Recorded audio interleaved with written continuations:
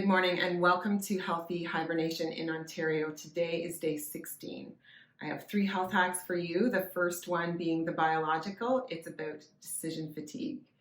So when we make a decision, it requires energy. And if we make a lot of decisions, that use of energy can wear us down physically, mentally, emotionally, on all levels.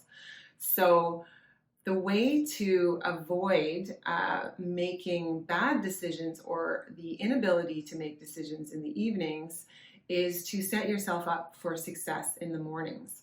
So get prepared when you're feeling positive and energetic and in a place where you can make healthy decisions for yourself. So maybe that means preparing your dinner in the morning or on Sundays, or doing as much food prep ahead of time so that when it comes to making a healthy meal for yourself in the evening, you don't fall back on eating frozen pizza. So that is you can also apply that to other things like perhaps you get sucked into watching Netflix at night and you don't go to bed. So maybe in the morning you could set yourself an alarm that reminds you, I decided it's a good time for me to go to bed at 9 o'clock. Ding, the alarm goes off and off you go to bed. So it just cuts down on the exhaustion and the likelihood of making a poor decision in the evening. So that's the biological. The psychological is about this 10,000 hour rule. So Malcolm Gladwell wrote a book called Outliers, and in this book he quoted he referred to experiments done by Anders Ericsson, and he talked about how with 10,000 hours you can become an expert at almost anything with 10,000 hours of practice. So I read a book by Anders Ericsson that actually discussed this and said that that was a misinterpretation of his studies and other studies that say it's not just practice, but purposeful practice.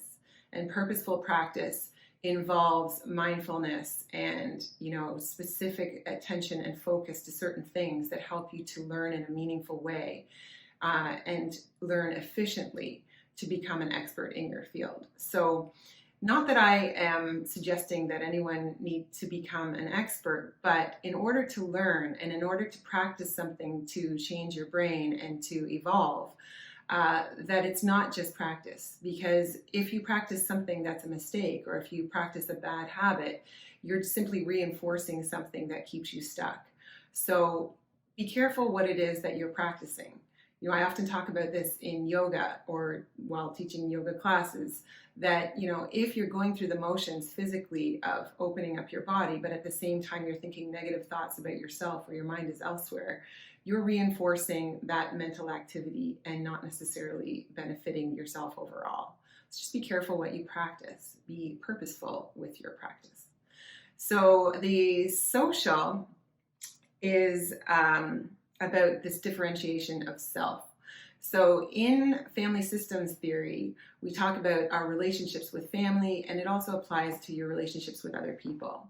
So fused relationships are dysfunctional relationships, and these are the kinds of relationships when we are dependent and we are, codependent, or practice enabling or do unhealthy things and set unhealthy boundaries with our family members. And it's very difficult in situations that are complicated, like family situations, to differentiate yourself. And what I mean by that is becoming independent, or really getting in touch with your value system, practicing self-efficacy and integrity and your own sense of agency.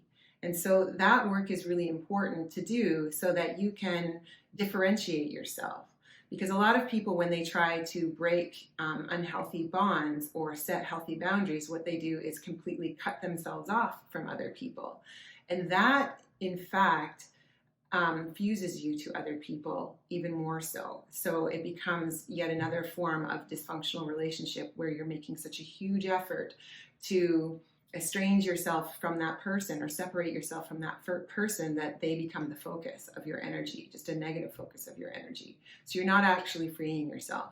The way to be free from dysfunctional relationships is to differentiate yourself, to be able to let, to be able to engage with people that we need to engage with without letting the emotional bonds hurt us in anyway. So self-differentiation is something that you can work on with any kind of relationship, at work, at home, and can be beneficial to your health by reducing your stress.